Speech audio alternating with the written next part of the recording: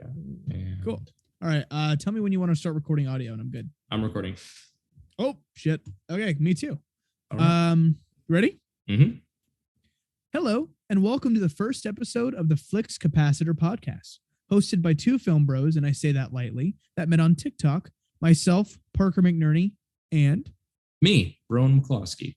that's right. In this podcast, we will talk about all things cinema and giving you our personal takes that nobody asked for. In this episode, we'll be talking about ourselves. We'll be talking about how we got into film, TikTok, and 10 movies that describe each of our movie tastes. So sit back, relax, and enjoy the episode.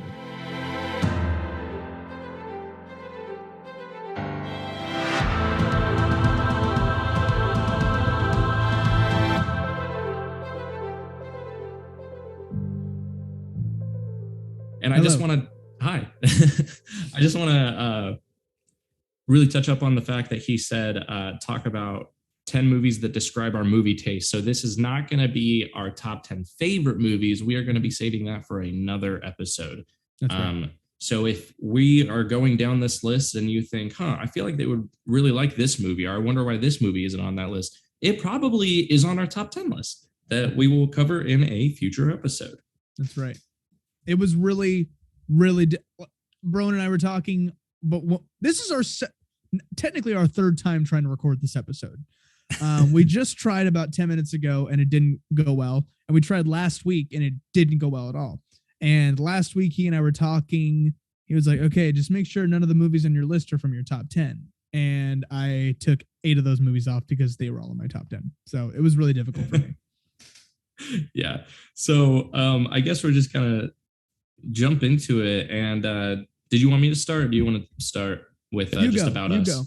Okay. So me, I honestly don't remember a time where movies weren't a huge part of my life. Growing up, I was never an athlete.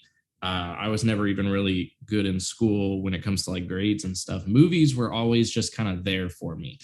And a lot of that has to go to my dad, because he introduced me to almost every movie I've ever seen. Growing up, my dad and I, when we would bond, we wouldn't go out and play catch or go fishing or go hunting. We would bond by going to the movies or just watching a movie at home. I mean, shit, when my parents got divorced when I was 9, the first thing he did was show me all the rated R movies that my mom didn't want me to be watching. Nice. Good job, Dad. Yeah, right. And so, movies have just always kind of been, they're almost like a relative to me, like you don't remember the first time you met your grandma, but, she's always been there. That's what it's like. That's what movies are like for me. I don't remember the first movie I ever saw. I don't remember the first time I ever went to the theater. It's just always been, they've always been there. It's always been a world to escape into, just like the world of movies. And trust me, I have annoyed plenty of people around me that tell me that movies are like my only personality. And I'm like, you know what? You're not wrong. I'll own it's that. It's better than not having a personality, which most people don't. Honestly. So yeah, man, I just, like, to this day, even like going to the movie theater is like my favorite thing to do. Yeah. I take advantage of those like point systems and stuff on like the movie theater apps. I still haven't figured out a way to get into like movie screenings. I think I did one time, but it was because I got lucky, and it was for Shazam in like 2019. Could be worse. I love that movie. Yeah, it could have been Suicide Squad, the original one. Yeah, the first one. So yeah, honestly, like they're even to this day, like aside from going to the movies, one of my favorite things to do is show people my favorite movies. Mm-hmm. Like if someone tells me that they haven't seen one of my favorite movies, I get so excited because all I hear is that I just get to show it to them. Yeah. And then I will post and I will host or I will dedicate an entire night to watching that movie with them. whoever it is, whether it's a friend or my girlfriend or a family member. Yeah. It's just, such an awesome thing to do. That's awesome. Yeah. And then I guess, oh man, getting into TikTok was like, I remember when TikTok was still Musical.ly. Yeah, that's right. I forgot about that. Yeah, and it was like it was just dancing and it was just lip syncing to a video. That's all it was. That's all it was. There was no recording your own original shit. It was just copying someone else's. And which is arguably still what it is. Oh, you know what I mean? Yeah, no, definitely. Shit, I've had people take my audio and then post it in a video and have that video get double the likes that I got. And I'm like, that's not fucking fair. Yep. So, oh God. Ugh. Right. I hate TikTok. So I didn't really pay attention to Musical.ly. And then when Musical.ly became TikTok again, I was one of those people that was like, nah, not for me. I'm not getting into it. And I made fun of people for getting into TikTok. Until one of my best friends did. And he started showing me these TikTok videos and they were funny. They were so funny. So I got the app. And you know how everyone says like, oh, I got the app as a joke. I got the app as a joke. It was like, oh man, let me see if I can go. Because I remember when I got TikTok, I uploaded like the next day. Because I remember I got it one night. Yeah, I remember I got it at night and I just laid in bed watching TikToks for like hours. And I was like, this shit is awesome. This is so funny. And then I decided right then and there, like, I want to make TikToks because I missed out on Vine. Yeah, I was a little too young for Vine. Yeah, I was in like 7th grade when Vine became a thing. So I had a Vine, but I was too young to really do anything with it. So I would make videos, but they wouldn't they wouldn't go anywhere. Yeah, I think I had it, but I don't think I made any videos on it. Yeah. And like right when I wanted to like start taking it seriously, it was gone. Oh, that's right. Yeah. And I was like, damn. And so when I saw what TikTok was, that TikTok was basically Vine. Yeah. I was like, here's my chance. And so I uploaded my first TikTok on April 4th, 2019. And if you scroll all the way down, you'll see it has 97 likes and 0 comments. But man, one of my very first videos, it wasn't that video, but like a few videos in, I posted that Pinocchio video where it was like, hey, if Pinocchio said my nose will grow right now, would it grow? And that video, I made it not thinking anything of it. And then the next thing I know, I'm looking at my phone and it has over 1,000 likes. And I was like, I'm going to become famous. Like immediately I thought that it was going to be like Vine where I was going to become rich and I was going to like be a influencer. And I got so excited. And the next thing I know, the video has 100,000 likes and thousands of comments and people are duetting it. People are taking the sound. There was even one guy that had millions of followers that used my sound. And I was like, holy shit, this is a game changer.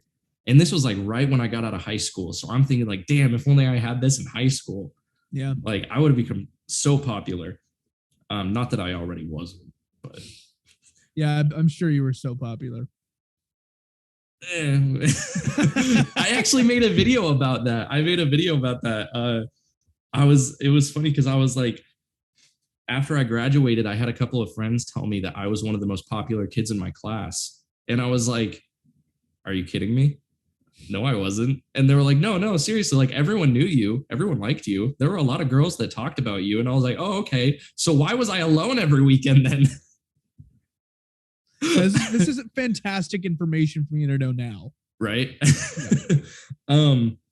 And so, yeah, once I uploaded that TikTok and I started getting a lot of likes and followers, I gained like 1,000 followers in the first week. Nice. And I was like, holy shit, this is awesome. And then I just kind of started uploading videos left and right. And I had a pretty good grind for a little bit. And I got to like 10,000 followers pretty quickly. And then it slowly started slowing down. And it was like every 10th video I'd make would blow up. Yeah. So now, as of right now, I'm sitting at 72.2K, which is a lot.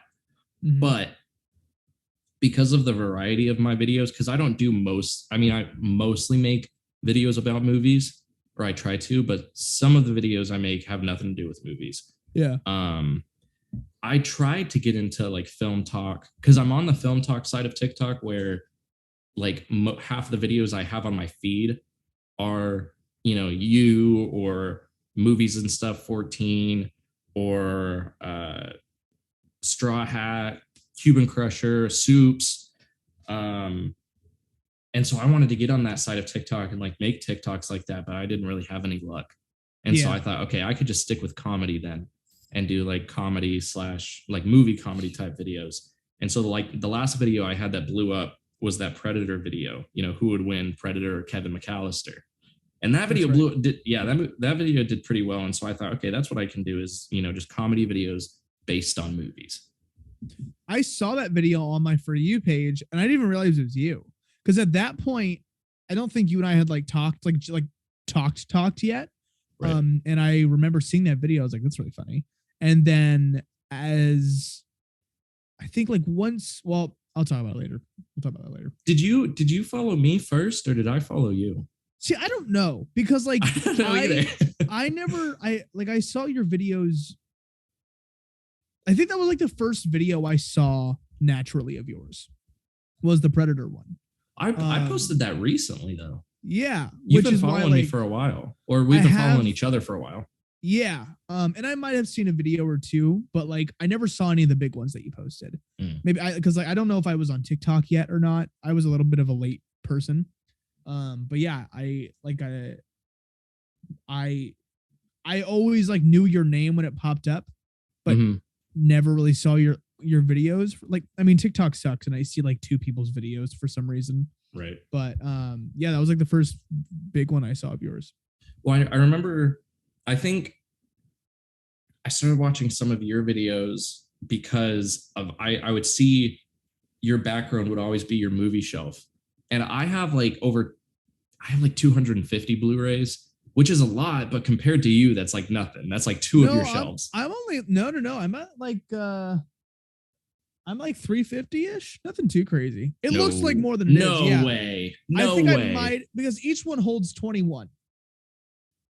I may be at 400. I don't remember. I kind of like phase them in and out. Because I don't get them for quantity like some people. Like, right. Like some of the people that we follow have like 5,000 movies, and it's just like they buy like every movie.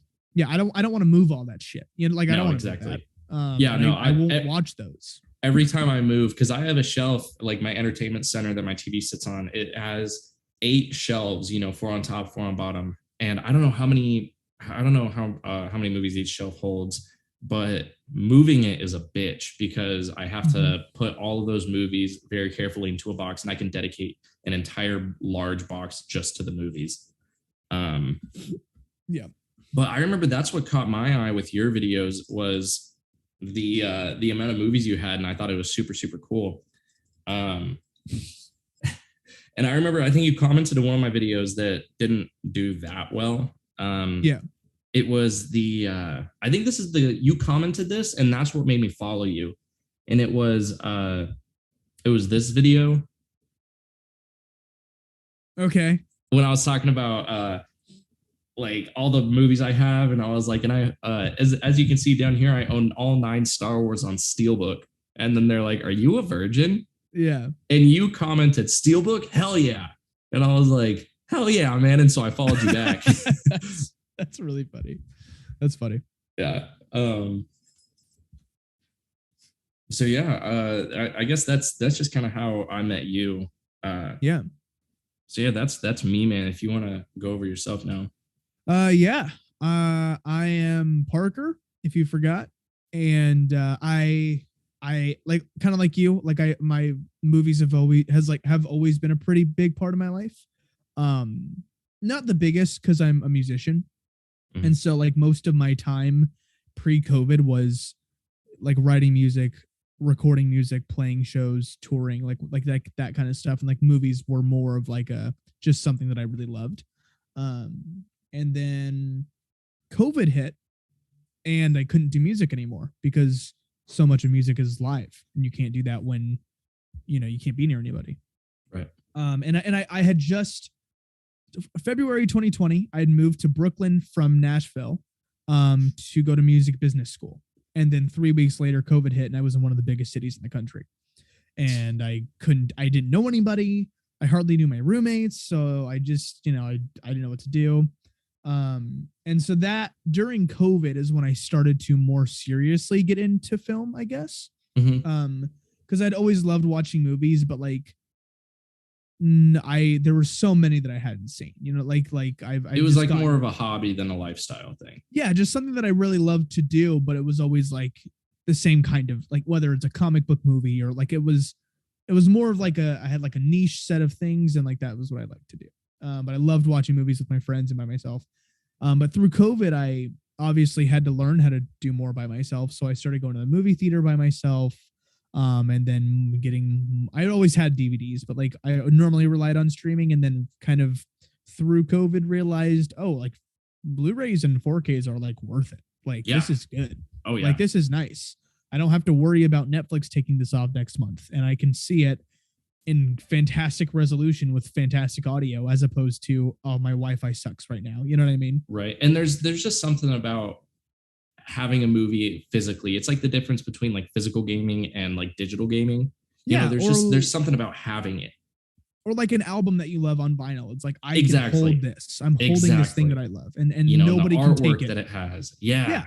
And you know, so I through COVID have gone through all of that. And so like the one thing positive I got from COVID was like getting so much more into what I already enjoyed.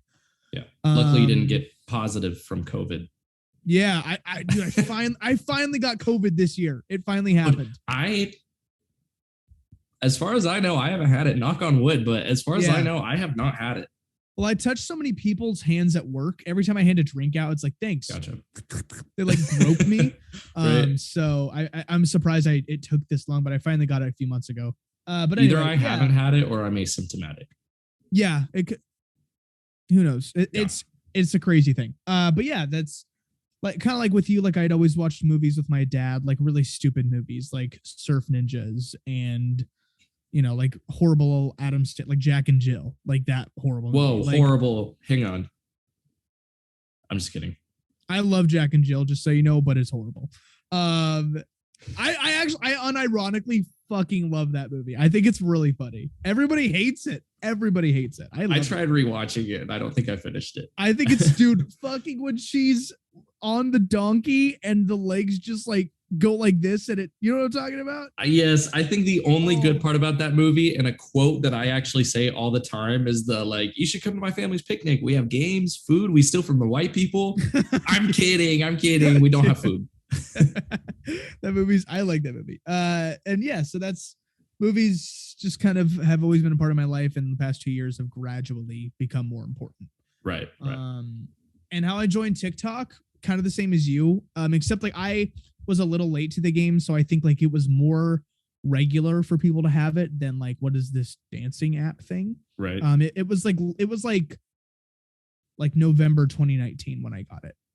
Mm-hmm. So it was already pretty prominent in like the social media world, and my friend was like, you should get this, and I was like, well, okay, whatever. And, you know, because I was sick of watching the videos they'd send me on Safari.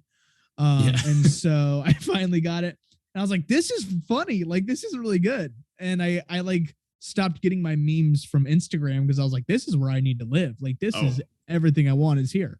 Yeah. It was the new Vine. Like that. It was that. It is. And it's so annoying when people say like, oh no, Vine was better. It's like, okay, look, Vine was great,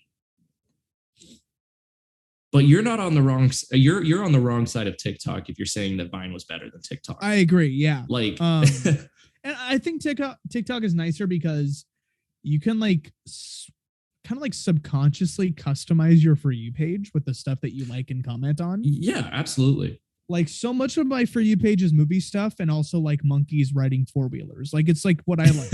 Right. And so I got it because of my friend, and then I never posted. I only got it to view. Never posted. And then I moved officially out of Tennessee actually a year ago, like last month. and I don't know anybody here.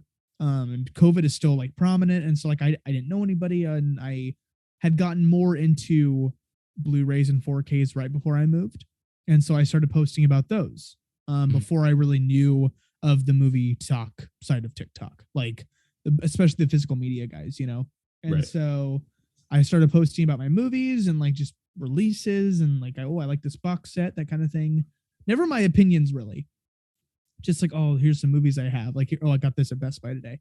And I've just kind of slowly gained a small following, because any video I've had that has like gone viral or blown up or whatever has been a negative video, so I don't get any followers from it. I most likely lose followers from it. Oh yeah.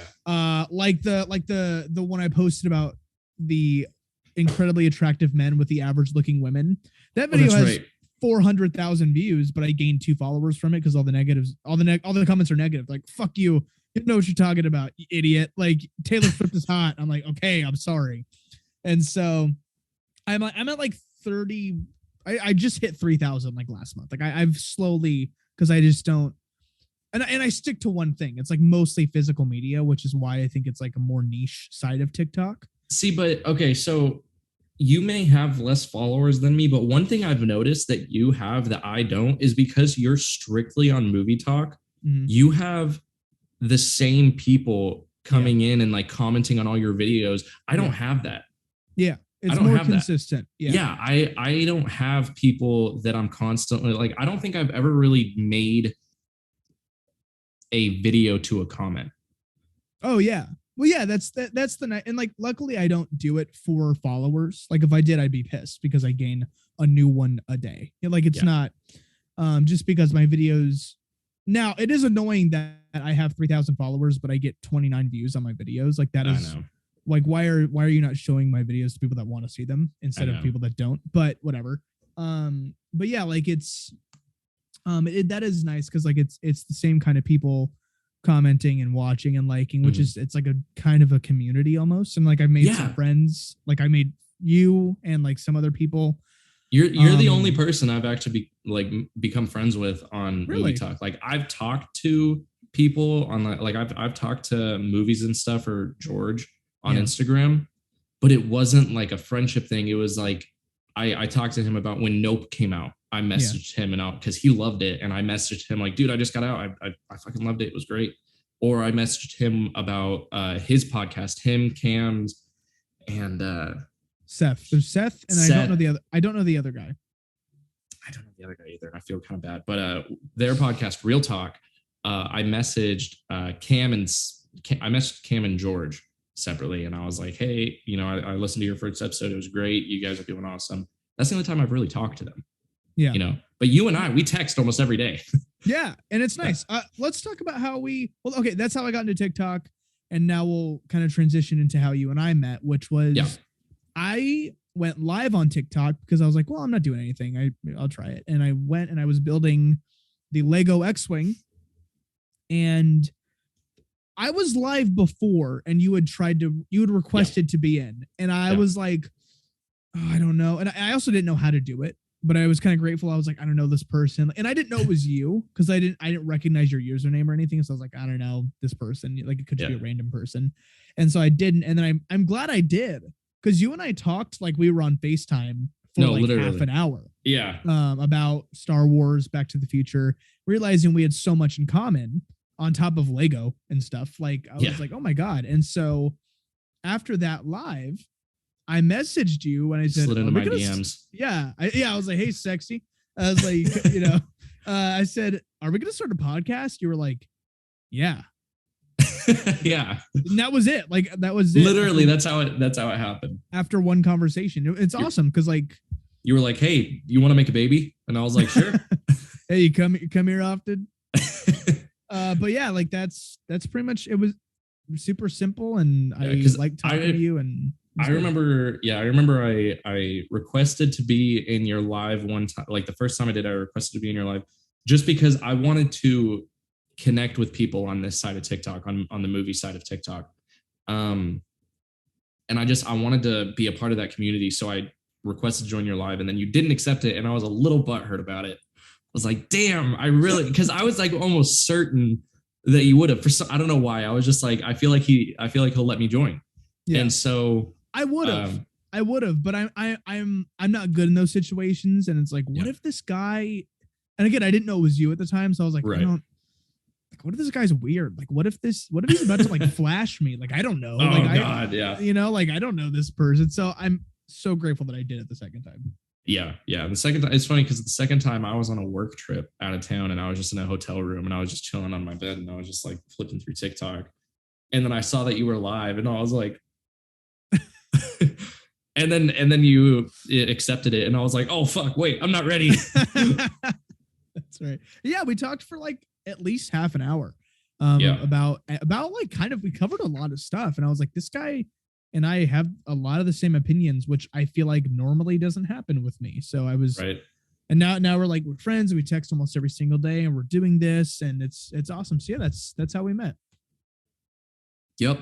Do you have anything else? All right. See you guys next week. All right. That's it.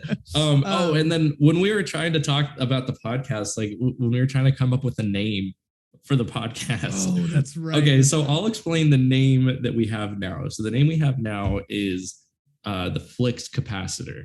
Now, if you're a movie lover, you might think, that probably sounds familiar to you because it's a play on with the Flux Capacitor, which is... We'll show a pic. I want you to edit a picture of it into my hand. Okay, yeah. So this is the Flux Capacitor from Back to the Future. And it's the device that Doc Brown created that makes time travel possible. It's the thing that's sitting in the back of the DeLorean. That Y-shaped. I mean, yeah, I'll show a picture of it. Yeah. But so I thought the reason we came up with that is because Parker was like, well, why don't we have the name be something that's based on our favorite movies? And I'll say this, my favorite movie is, I love Star Wars. I just love everything Star Wars. It's generic, it's basic. I don't care. I fucking love Star Wars. Yeah. And so I thought, well, we can't do that because we can't do Star Wars because if we call our podcast something Star Wars related, people are just going to think it's a Star Wars podcast and it's going to be more than that.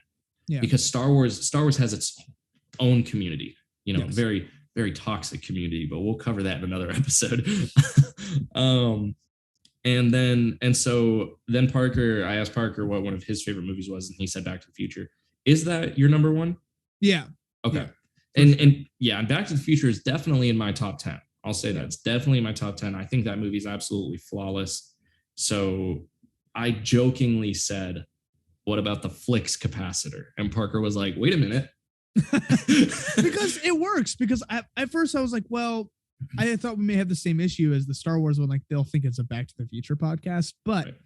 I think that it's in that sweet spot of it's not where Star Wars is, right? In terms of, I mean, maybe financially, like in terms of the entire world, it might be, but like in terms of the people that would be probably listening to this, if they understand it, won't assume it's a Back to the Future podcast, and if they don't, will still understand it's hopefully movie related. You know what I mean? I think it's like in that sweet spot.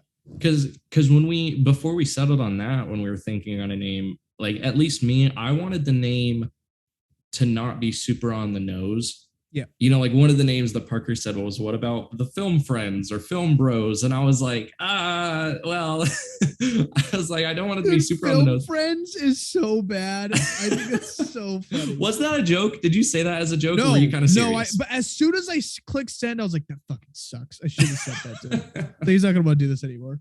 Yeah, because I wanted it to be kind of subtle, something that obviously has to do with film, but not something that people are just going to automatically catch. You know what I mean? And so some of the names we were thinking of was Film Friends and then Frame Rate, which is another one that you came up with, right? Yeah. And was that one you got off a website or? I don't remember. Film Friends was from a website. But oh, really? Frame Rate, yeah, I don't remember. I think I looked up like filmmaking terms, I think, or something. Like a generator thing? No, I just looked up like terminology in filmmaking, and it was like camera and cinematography and alphabetically. And then I did the same thing, and then that's how I came up with the name Slates and Takes. Yeah, because for those of you that don't know, like a slate is, the clapper thing that they do at the beginning of every take, like take one, scene one, take one, action. And then I thought, a take, so that's a slate, and then a take has like a double meaning because a take is like a take you do on a film, and then our personal takes. Yeah. And then you were like, that's good, but it's not it. It's so close. Yeah. And I was like, all right, I thought it was pretty good, but I guess. And then one of the other ones that I came up with for the name was the Registered Cinephiles. Yeah, and I said, well, that might be good. And you said, no, we're not actually using that. I said, well, because I said it as a joke, and then when you were like, oh, maybe, and I was like, no, not maybe. I mean, I was like, if we get arrested, so be it. Whatever. Yeah, right. Yeah, it would have been so funny if like we started recording like halfway through the first episode, then the FBI barged in, like, FBI, open up. Oh my God. Is that all of them? Do we have any more? We had some, we talked about, we probably sent like collectively like 30 to each other. We sent a lot of different ones. Those are the ones that I wrote down because those were like some of the best ones. Yeah. But those were good. Yeah. Well, do you want to do the top 10s? Yeah. Let's get into top 10s. Do you want to do yours first? You go ahead and do yours first. My sister just texted me, and it's actually a movie thing. Wait, hang on. This is actually when my sister texts me about a movie or calls me about a movie, it's like, and so she said her friend just texted her saying, that movie with a blonde dude and he has powers or something, and a beagle for the dog that helps him, and the bad guys are those like super tall white guys with black eyes and weird faces. And she Underdog? said, that's what my sister said. Is, are you talking about Underdog? And she said, no. Wait, a movie where a blonde dude and he has powers and a beagle. What? A beagle? Cody Banks? No, that's not. I love that movie. Agent Cody Banks. That's a good one. Dude, I don't know. Is that real? Sounds like a fever dream. Dude, have you ever seen Spy Mates with the monkey? And I know what you're talking about. Dude. But I don't remember watching it. Oh, man. It's got a young, what's her name from American Horror Story? Elizabeth. I forget her name. Elizabeth. Oh, I don't know. I don't really watch American Horror Story. It's not. I forget what it is. I don't know what movie she's talking about. I don't know either. Oh, it was I Am Number 4. What the fuck is that? I don't know what that is. Dude, you've never seen I Am Number 4? No. Dude, it's so... it's not... It is so... It's not bad, but it's not great. It's fun. It sounds like an early 2000s... It's like... mess, you know what I mean? It's like sounds like a Clock Stoppers type movie, you know what I mean? That's another good one. Dude, I just rewatched that one. That one's awesome. I love that movie. Yeah, it's it's all right. I don't think you should watch it. I think it is like the target audience is 13-year-olds. So you're implying that this is not in your top 10. I Am Number 4? No, it's number 4. It's not. Oh, that's good. Okay. No, I'm just kidding. It's not. Okay. But anyways, we're gonna get into the top 10 movies that describe our movie taste. So yeah, Parker, you can go. Should we start another Zoom call since we have 5 minutes left? Yes. Deal. That was a good stopping point, and we'll cut it. We'll cut it. All right, you end it and then send me another invite. Yep. We're back. All right. That's gonna happen that's gonna happen once every episode since we have to do this on Zoom. Just so you know. So I'm going to start with my 10 movies that hopefully describe my movie taste. Yeah. And again, This is not our top 10 favorite movies. We're saving that for another episode. No. All right. The Goonies is my first pick.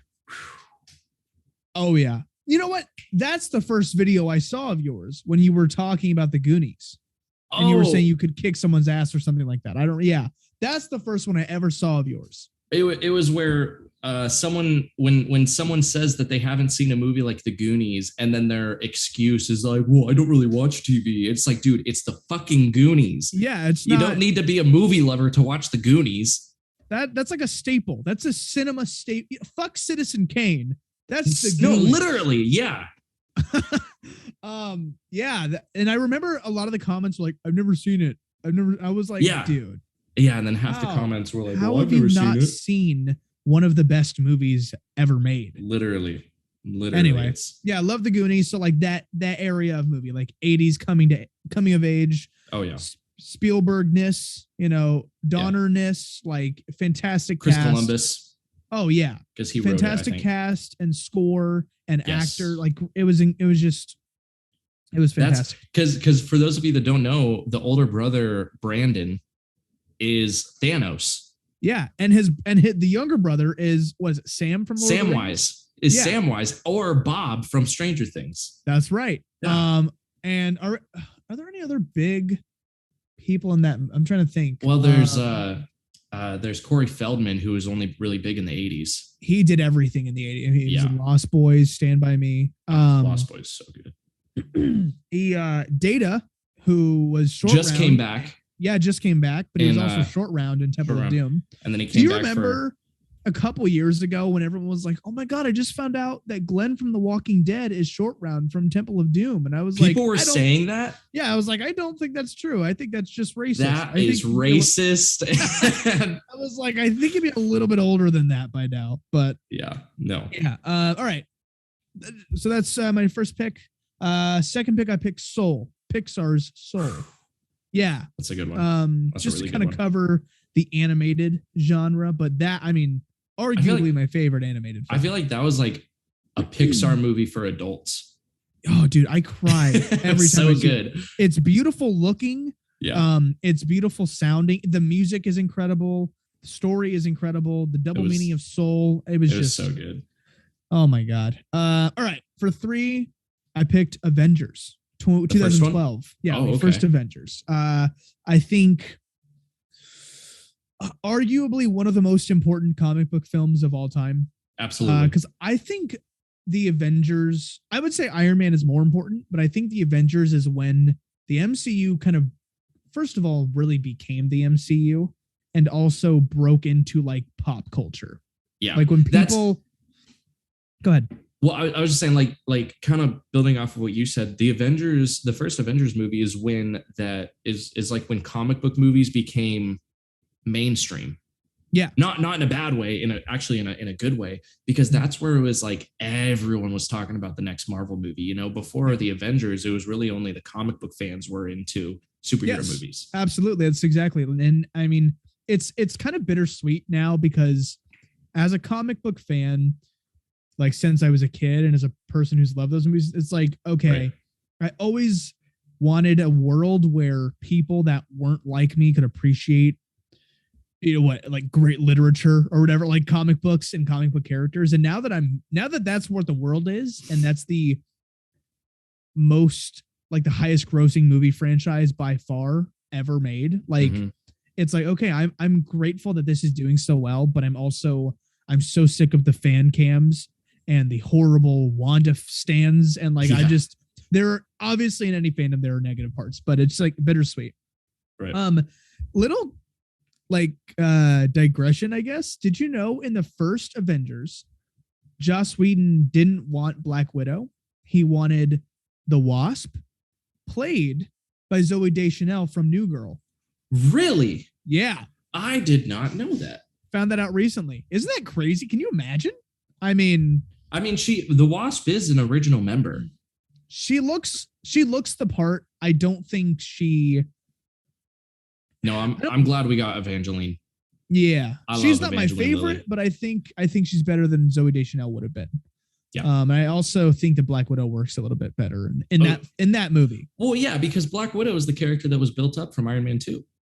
Yes. And it would have been kind of random to just kind of shove her in there. But anyway, yeah.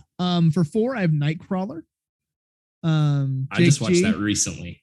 Dude, I watched it for the first time in January. Oh. I watched it like a month ago. Oh, so good, dude, so good. Like I love those kinds of movies where it's like slow burn thriller. Yes. What the fuck is going on? Like, what is this? I mean, and then dude, the last 15 minutes is just when shit hits the fan, and oh you're just like, God. oh my God. And I think that one is done so well because there are some slow burns that I'm like, this is so fucking boring. I don't care about the end. But that movie, 5 out of 5. I kept me glued the entire start to finish. It's fucking great. Mostly because of Jake Gyllenhaal, but the movie is also fantastic. Yes, no, he's so good. He is. This year has been like my Jake Gyllenhaal like reckoning, I guess. Like I've always known about him, but I'm like, oh, he's fucking really good. He is the reason that I like Far From Home more than Homecoming.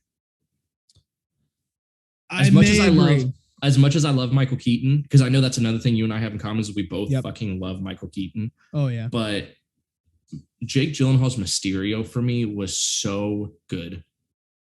Yes, I understand that a lot of people don't like Spider-Man Far From Home because Spider-Man is just basically Iron Man Jr. I get that. Yeah. But Jake Gyllenhaal's Mysterio is just so good. He's so good. That movie, we'll get deeper into that movie, but I may like that one more than Homecoming. Just not as a Spider-Man movie, but as a movie, like as an MCU movie. I think I enjoy that one more. Yeah. And a lot of it is Jake Gyllenhaal. But for 5, I have The Notebook. Okay.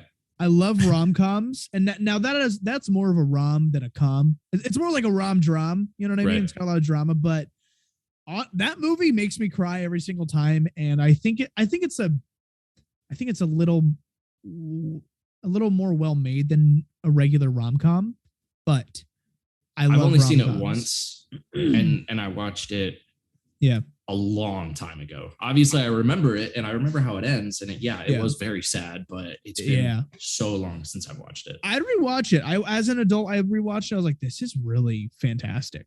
Ryan Gosling is also sexy, but not the only reason to watch it. But yeah, like I love rom-coms like Friends with Benefits, No Strings Attached, The Holiday. Spectacular Now. I haven't seen that. Ooh, it's another one. It's not a rom-com. It's more of a rom-dram. Yeah. But it's so Miles Teller and Shailene Woodley. So good. So good, dude. So good. I think it's on HBO Max. I'll look into it. I like him a lot. But yeah, I like romantic stuff, and I like shitty rom-coms. For 6, I think I put Hot Rod. You haven't seen that? I haven't seen it. Oh, I think you would. I think you'd love that movie. I think I would too, because I do love. Is that Andy Samberg? Yeah. Yeah. I love The Lonely Island. Yeah. And I think, okay, the scrawnier guy from Lonely Island is in the movie. Well, I think the other one, because there's 3 of them, and I don't remember their names aside from Andy. Yeah. The third one might be in it as well. I don't know what he looks like. I think he directed it. That's what I'm saying. I think one of them directed it, and then the other 2, Andy and the other guy, starred in it.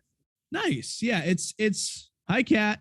And yeah, it's like the Nacho Libre type humor. It's just it's dumb and fun and like this is ridiculous type thing. But I love dumb movies. I just really of course.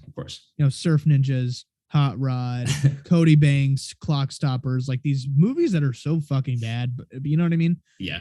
All right. For 7, I think I put The Social Network.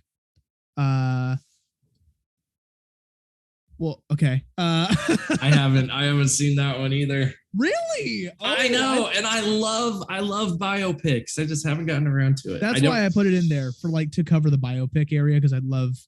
I think that's a bigger one because some of my favorites are lesser known. Like I love the Ray Charles one. I think is fantastic with Jamie. I need to see that because I love Jamie Foxx. Yeah. Jersey Boys is arguably my favorite. Clint Eastwood directed it, which is super random. Yeah. We'll talk more about that one. But yeah, The Social Network I hadn't seen until COVID. It was on Netflix. I was like, I should watch this, and it blew my mind. I was like, this is why is this movie about Facebook so good? Like, what is? And also, Andrew Garfield is just, I mean, one of the best doing it right now. For 8, I put Jurassic Park. Perfect movie. I agree. I hadn't seen it until COVID as well, actually.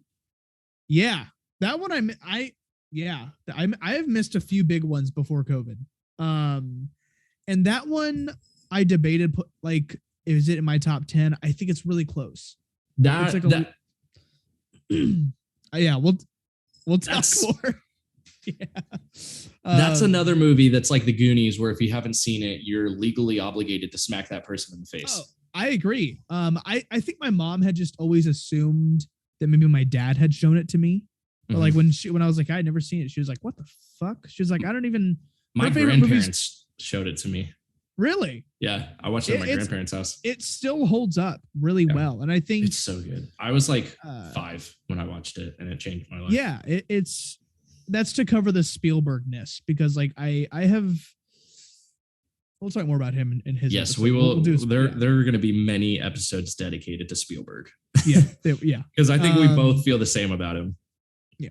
9, I put Frankenstein, 1931. I love the classic Universal monsters. I love old horror films. I love bad horror films. I'm a big horror fan in general. But I especially like between the 30s and the 80s of horror, I think is just solid from start. You know what I mean? Like, every decade in between those had some great horror. And like, without Frankenstein and Dracula, which both came out that year, 1931, we may not have a lot of the movies that we have now. So it's like, those are really important. So yeah, just to kind of cover the horror genre. And then last one, I don't know if you'll know it. It's a little less huge compared to the other ones, but it is An American in Paris, which is I've seen American Werewolf in London. Not the same. The only thing that's similar is that there's American in a different area. Okay. Are you talking about the sequel, American Werewolf in Paris? Except it's just he's not a werewolf in this one. But it's similar. It's still the same. You know, yeah. This guy's in Paris. Which Kanye Who's in West, Paris? Oh, sorry. And so, yeah, okay. American in Paris, Gene Kelly, who starred in Singing in the Rain, huge singer, tap dancer, one of the best to ever do it. A musical starring him. So just to kind of cover the musical area of film. So yeah, that's me. I probably forgot a few. It's kind of hard to, it's a hard list to put together without putting your top 10, but I know. Well, all right. I hope you like mine. Let's do Broen's now. All right. This is and I think this goes for Parker's too. This is in no particular order. Right. Yeah. Mine weren't either. Yeah, no, this is just, the movies that we thought of. So starting off at number 1, we have Stand By Me. Another coming of age movie that is Never seen it. Really? Yep. Damn. It's Stephen King. Yeah, I've noticed Stephen King, his non-horror stuff is arguably better than his horror stuff. Yeah, because you have Stand By Me, The Green Mile, which I've never seen, but I've seen Shawshank. Shawshank. Shawshank is flawless. I saw Shawshank for the first time this year. Oh, man. And that movie. So good. And when I learned that Stephen King wrote the book, I was like, where's the clown? Like, what is this? Why is he doing this? Right. When does the orgy happen? I mean, unconsensual orgy kind of. Oh, that's right. Oh, dude, right. Did you know, another digression, that Tom Cruise was supposed to be the lead, and he was supposed to be Tim Robbins' character? Yes. Really? Yes. And instead of Morgan Freeman as Red, it was supposed to be what's his name? He played Lex Luthor in the original 19 Superman. Gene Hackman. Gene Hackman was supposed to be Red. How different would that movie have been? That wouldn't have worked. No, I don't think that would have worked. Tom Cruise, I say what you want about him. I don't think he could have done that. No. Like it would have. If he's not jumping off of a plane, like, what is? If he's not spraining his ankle, I don't want it. Yeah, like he can't act. He just jumps and shit. Like it's like that movie is just. I think this is going off, but I think Tom Cruise's best performance is Rain Man. Haven't seen Rain Man yet, but that's so good. It's Dustin Hoffman as well, right? Yes, so fucking good. I recently watched The Graduate with Dustin Hoffman, and it's The only movie I have seen with Dustin Hoffman before that was Hook. So it was super weird to see him, first of all, young and also with like both hands. And really, really weird. But go ahead. So, okay. So number one, Stand By Me. Also, earlier in the podcast, I said that my dad showed me most of the movies that I love today. Stand By Me is one of the few movies that my mom showed me. So it's just my mom really wants to show that one to me. Yeah, so that's just one movie that's always stuck with me, like that I know that my mom is the one that showed it to me. Nice. Number 2 is Baby Driver. Another one I hadn't seen until 2 months ago. Oh, I saw this movie in the theater, dude. When I saw this movie in the theater, I went with a group of friends. There was like 4 or 5 of us, and we were so excited to see it. And we weren't so excited to see it, but we were excited to see it. You know, we saw the trailers. Yeah. The trailers looked pretty good. So we went to go see it. We were all 17 except for one of my friends. I was 17, but one of my friends was 16 and they wouldn't let us in. They wouldn't let us in. So we bought tickets to like Despicable Me 3 and then just walked into the Baby Driver theater. So you picked the worser movie of the two. Yeah. Because Despicable Me is peak cinema. Far superior. Yeah. Oh, yeah, absolutely. So yeah, we snuck into the Baby Driver theater, and what's crazy is that the theater we went to had reserved seating, but they still didn't catch that there was a group of teenagers in seats that hadn't been taken. Because you know how people will always come in and like look and make sure that no one's on their phone or no one's talking or no one has their feet on the seat. They came in way more often than they usually do. They even walked up to our aisle and like looked at us, and we still didn't get kicked out. Wow. I know. I was like, I remember that happened right at a really good part of the movie, and I was like, shit, man, I don't want to get kicked out. This movie's getting fucking good. But even with all of that happening, I was still so engaged, and I just loved every minute of it. It was, and the editing, you know, the use of music in the movie is just, it's so soundtrack. So good. Is so good. Oh my god. Okay, except that movie has one flaw. And it is whoever played his mother, the horrible cover of Easy by the Commodores that she did makes me wish I were deaf when I watched the movie, but otherwise it's perfect. Yeah. And then number 3 is Iron Man. And again, this is one, the original Iron Man. This is one just going into my taste in comic book movies. I can proudly say that I have been an MCU fan since day one. Yeah, same. I saw Iron Man opening weekend in the theater, and I fucking loved it. I don't remember if I saw it opening weekend because I was only 6. I remember seeing it in the movie theater, but I'm sure I went later because my parents were probably not like, I'm so excited to see this movie opening weekend. No, my dad is a huge comic book fan. And so we saw it, you know, I grew up with Spider-Man and the original Hulk movie and, the original Superman movies, the Batman movies, the X-Men movies. And so we saw Iron Man opening weekend. And it's funny because we didn't even know it's the first MCU movie. We had no idea that Iron Man was the start of something bigger. And how random. I mean, Iron Man is, I would say, was like a C-list character. He was. Yeah. I always had like random single issues from like the 70s that I picked up at garage sales, but like I didn't know as a kid, but he was not a popular character. Before the MCU, the faces of Marvel were Spider-Man, Hulk, X-Men, and the Fantastic Four. Yeah. And the fact that they built the occasional MCU. Captain America, but like even that was a bit of a stretch, you know. I thought Captain America was a Boy Scout. I thought he was so boring before the movies.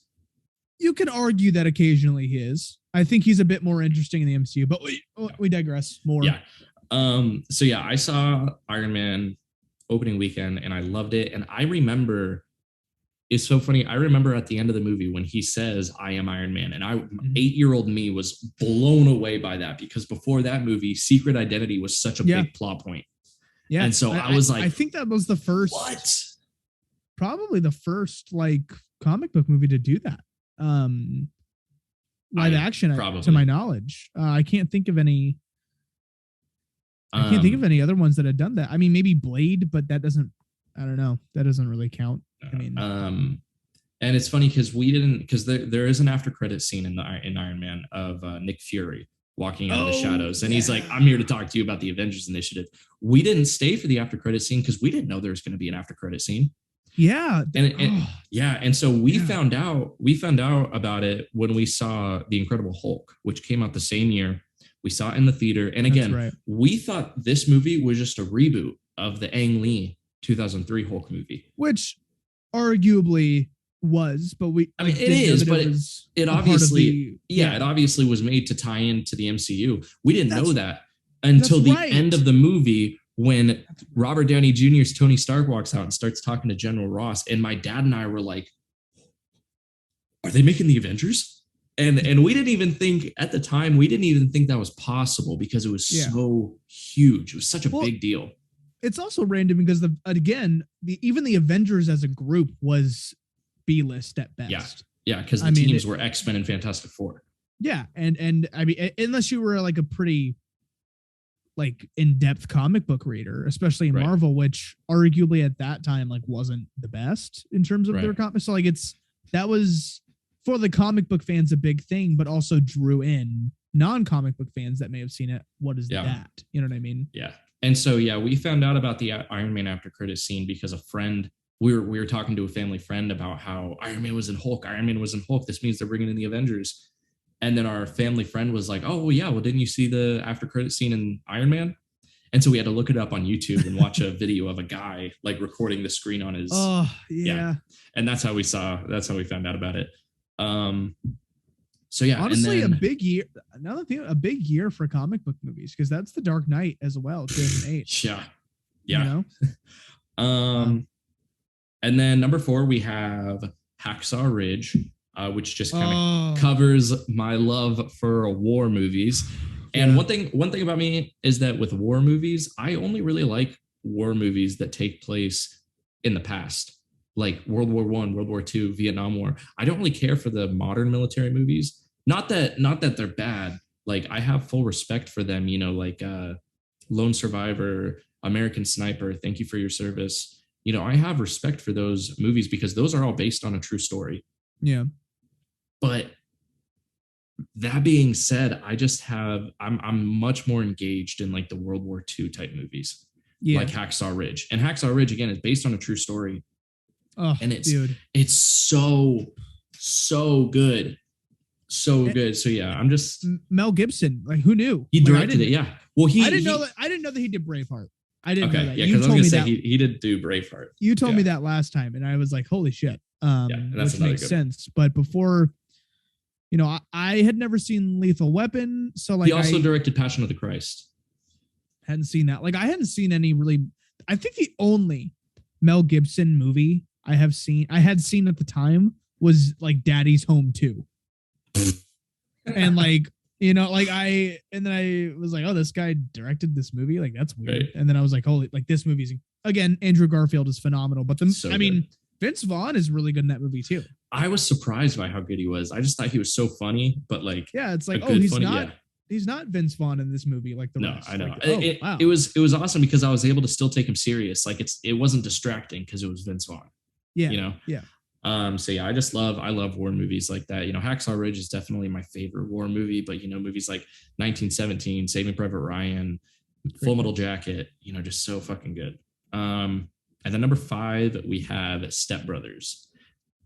And this just goes into my taste in comedies because Step Brothers is probably the funniest movie I've ever seen, or at least it's really? A movie. Well, okay, let me say this. It's a movie that I will never not laugh at. Okay. And I can quote it to a T. Yeah. Is it like kind of a nostalgia thing as well? Because it's been a favorite for a while. Well, I watched it when I was in high school. Oh, wow. So it's not even really a nostalgia thing. I was underwhelmed when I saw it for the first time because I saw it for the first time in 2019. I was like, "Oh, this movie's gonna be so funny." Everyone says it's and so you didn't funny. think it was? I laughed, but I was like, "This is not that funny." I think Superbad is funnier than that movie, and so I was like, "Oh, this is good," but I had already seen the nutsack scene. Well, so okay, like, I love comedy movies where it's funny because the characters are stupid. Yeah. Like Dumb and Dumber. Or once I watched it and then I watched it the second time, I loved it the second time.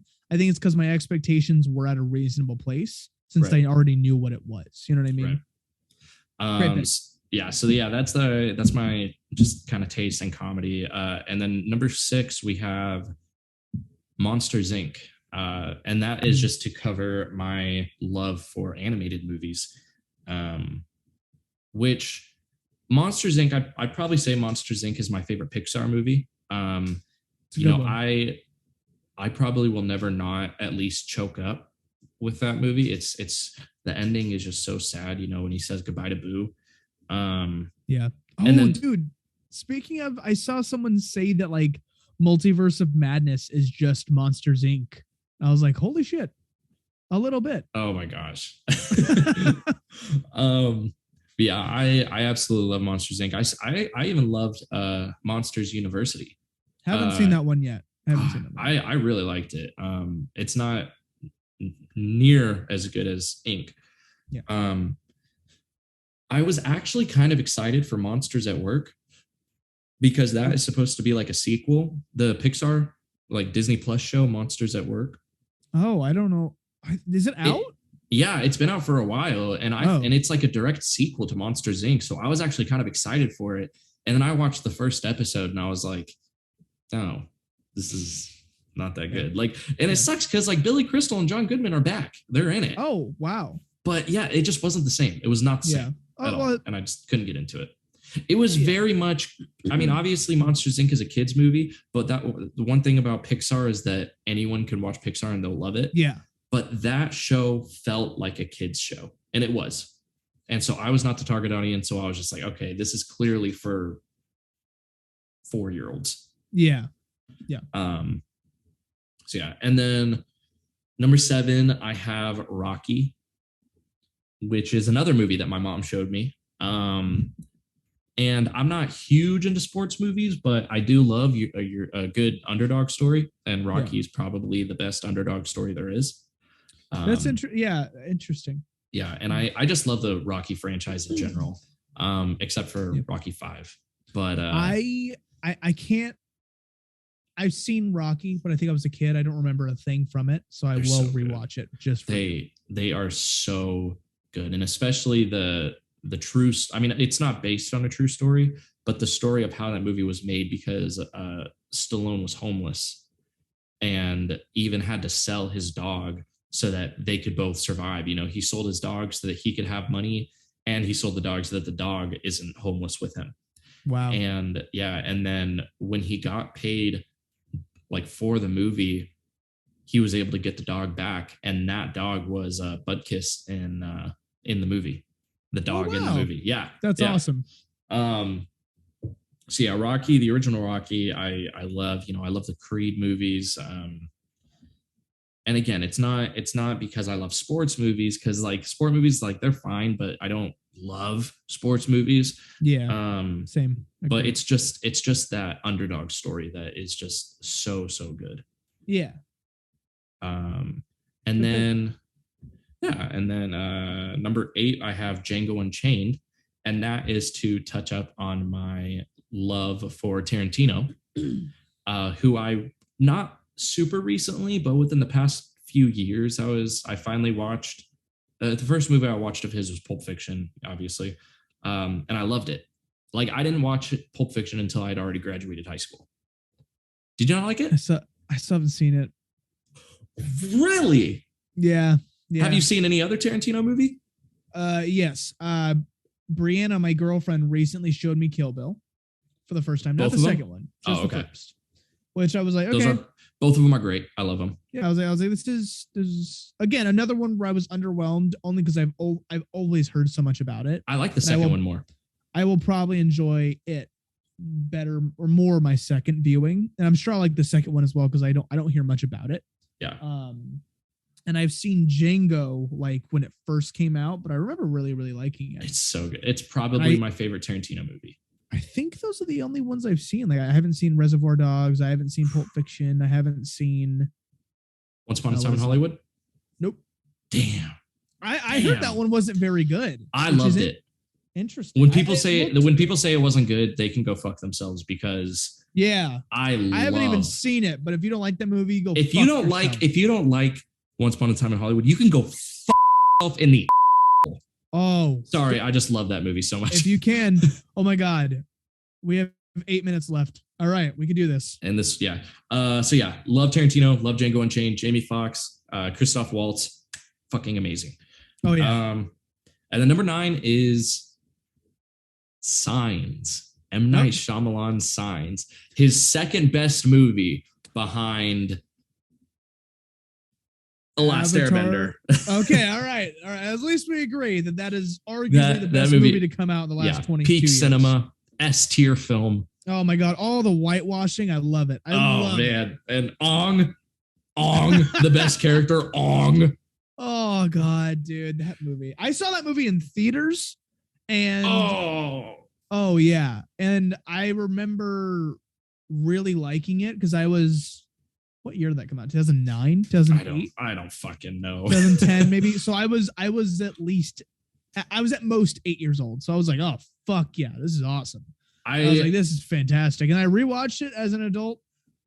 The worst 2 hours spent of my life. I was never really into the Last Airbender cartoon. Of course, I've seen it. Yeah, same. You know, who hasn't? But an average watcher. Yeah, but I grew up with Ben 10, and so yep. Yeah. And so I still love Ben 10 to this day. And me too. Last Airbender was of course, a show that I had watched, but I was never obsessed with it. And so when I found out they were making a movie, I was like, oh, that'll be cool. That'll be good. I'll definitely watch that. And then I remember my dad saw it before I did. I don't know why, but he saw it before I did. And he was talking about how bad it was. And I remember just saying, well, it's because you didn't watch the show, so you don't get it. And then I watched the movie. Yeah. You don't get it, Dad. You don't get it, Dad. And so I watched it, and I don't think I finished it, even as a kid when it came out, because I watched it when it came out, not in the theater. I watched it at home, but, I don't think I finished it. Yeah. So it was just horrible. But yeah, I chose Signs. Signs. I chose Signs because that's one of the first horror movies that I ever watched. It's not like a horror movie, but it's definitely a scary movie. It's more of a thriller. Have you seen it? No. Oof, it is my favorite alien invasion movie. I don't think it's not better than Alien. Yeah. I understand what you're saying. I agree. Yeah, but it is my favorite alien invasion movie because the reason for that is because to me it just feels so much more real, which makes it that much more scary. Like obviously Independence Day is fucking great, but that's an action movie. And so you're just seeing stuff blow up and you're just like, whoa, oh, wow, cool. But Signs, you barely see the aliens and you just hear them the entire time. And it's fucking terrifying. That's spooky. Yeah. And I was really young when I watched it. That was a movie that my whole family hyped up. Like my mom, my dad, my older sister, they were all talking about how good the movie is and how someday I'm going to be old enough to watch it. And I watched it when I was 7 and I loved it. Oh, and wow. If you've seen the movie, that they have the tinfoil hats with the antenna on it. The Hershey Kiss thing. Yes, that's it. Hershey Kiss. Yeah. My dad made me one of those to watch the movie with. That's awesome. And it was just so fun. Yeah. I love that movie. That movie will always have a special place in my heart because I was so young when I watched it. So I guess I do kind of have some nostalgic bias for that movie, but I'm sure it's a big movie. I'm sure it's still really big. I still love it. And then lastly, I have 12 Angry Men, Henry Fonda, 12 Angry Men. That's a fantastic movie. And that's so interesting because there aren't many movies like it. So it's like where it's real time. And that is I watched that one for the first time 2 months ago. Blew my mind and it's fantastic. I watched it for the first time in high school. Actually, fun fact, the reason I do kind of have another bias against this for this movie. I was a theater kid in high school. I don't know if you could tell that by the everything of me, but I was a theater kid and I'm literally wearing a Shakespeare shirt right now. Of course. Love it. And so we did that play, except we did 12 Angry Jurors so that we could have girls in it. Yeah. And I was a junior when we did that, and it was the senior show. We did it at the end of the year, and so it was the senior show, and I was the only junior in that play, and I was the lead. I was Henry Fonda's character. I was juror number 8. That's awesome. I know. And it was the second play I ever did. The first play I did was Three Musketeers, where I played Athos. So my first play I had a lead. In my first play I had a lead, but in my second play, 12 Angry Jurors, I had the lead. And it was insane, and I loved it. And so we watched the movie in prep. Like during a rehearsal, we watched the movie, and I fucking loved it. I've seen it. I don't even know how many times I've seen it now. It's such a good movie. Like Henry Fonda's character is the man that I want to be someday. Yeah. You know, he's such a good... That's a movie that we can talk about for a long time, I feel like. So we'll probably do an episode dedicated to that movie, because that's a fantastic movie. Like the fact that a movie where literally nothing happens and it's just a movie about talking could be so good. Like if you're looking into writing, like screenwriting, it is required that you watch that movie. You need to know how to... It's incredible. Yeah. You need to know how to write dialogue, because that movie is phenomenal. It is. It's incredible. We have 2.5 minutes left, so we're going to end it within the next 2.5 minutes. I think this went well. A hell of a lot better than the last attempt. Sure did. We hope you enjoyed this, and you can find our podcast anywhere, that you can listen to a podcast. And I have nothing else to say. Do you have anything else? Follow us on Instagram and TikTok. You know, both my Instagram and TikTok are Broen the Movie Maker. Yeah, both my Instagram and TikTok are Parker McNerney, which is just my name. We'll type our names in the description, so we don't have to spell them both to you, because we have 4 names to spell. But yeah, this is great. We will be uploading every Wednesday. Mm-hmm. And we will see you next week for our spooky spectacular. Oh yeah. All right, y'all. Thanks for listening. Thank you for listening. We will see you soon. Love you. Bye.